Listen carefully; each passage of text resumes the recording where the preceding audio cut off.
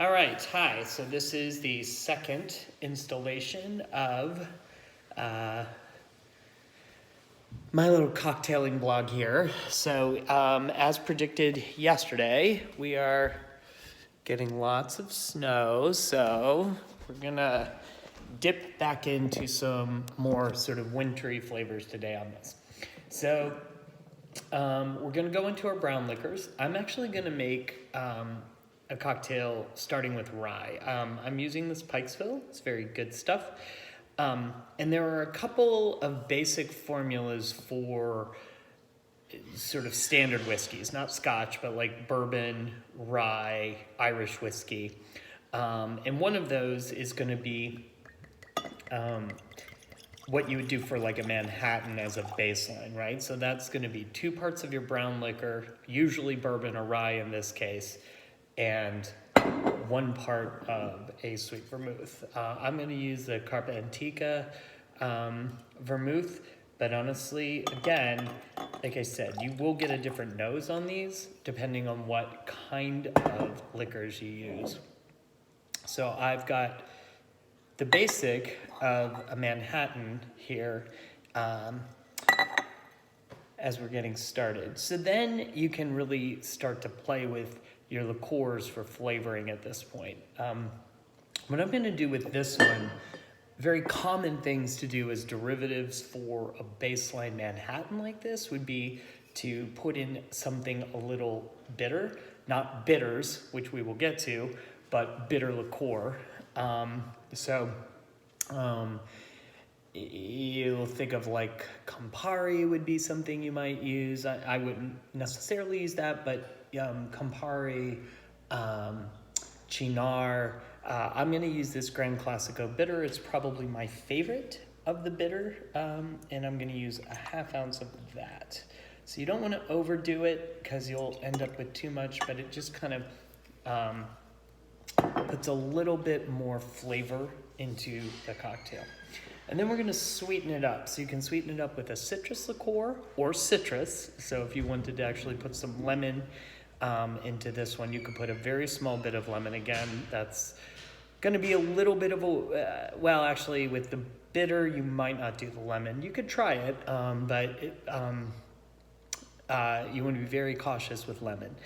I'm going to use this Patron. It's a light orange liqueur, so you don't want anything that's overly syrupy. If you're going to use something heavier, like a triple sec or something, you probably want to be a little more mindful and be a little lighter. So I just used about 1/4 of an ounce of that. So you're going to start to get a nice little nose on this. So now we're going to add in some ice. See, I learned from yesterday. And we are going...